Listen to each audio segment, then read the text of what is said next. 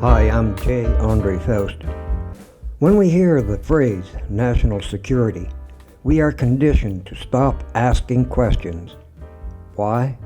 It sounds final. It sounds urgent. It sounds like only insiders are allowed to judge. And lately, that phrase has been doing a lot of heavy lifting. I want to talk about how national security is being used, what it's being used for, and why different leaders are playing very different games with it. This isn't about ideology, it's about strategy. Under Donald Trump, national security has become a universal justification.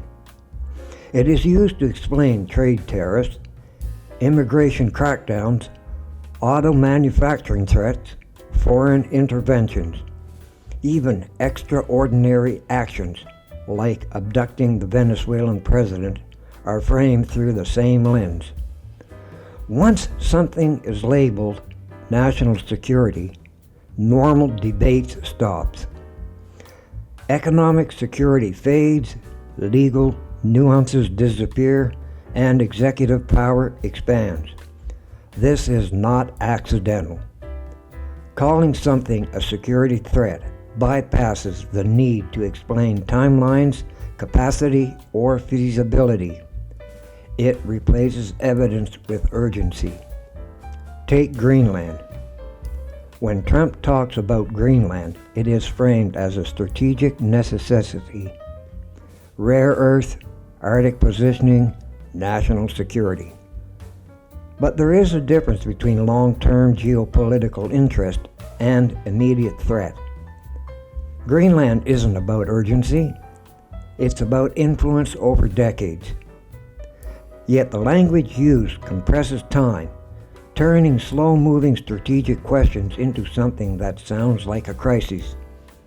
That compression is the pattern.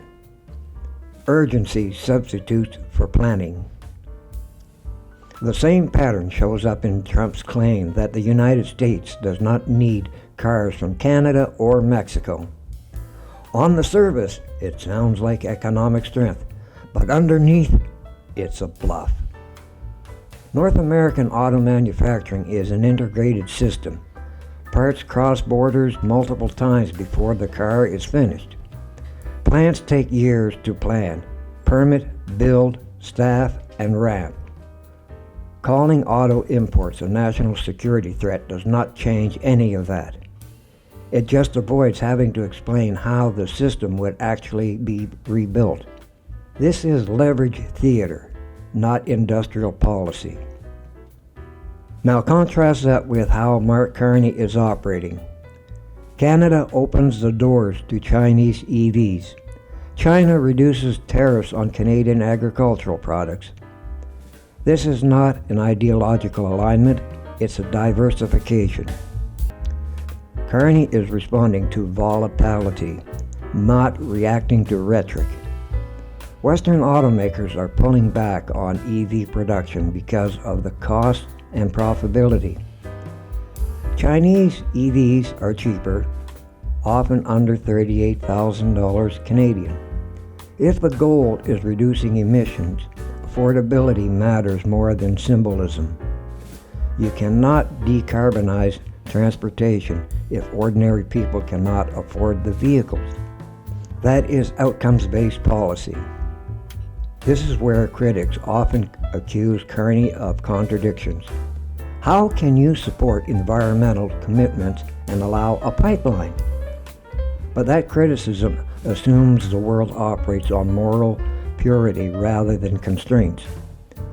Global oil demand does not vanish because Canada refuses to supply it.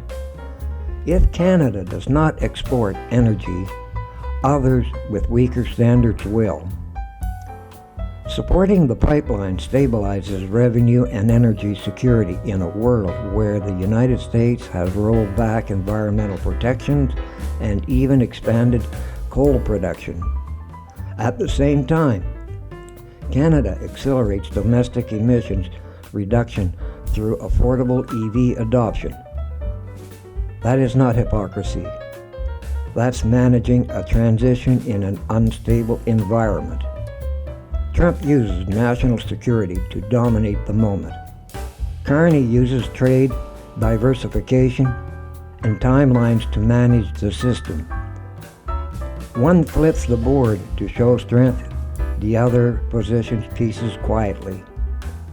One strategy depends on fear and urgency, the other depends on patience and optionality. Only one of those survived beyond a single political term. So when you hear national security invoked again, pause. Ask what problem is actually being solved. Ask whether capacity exists. Ask what the timeline really is.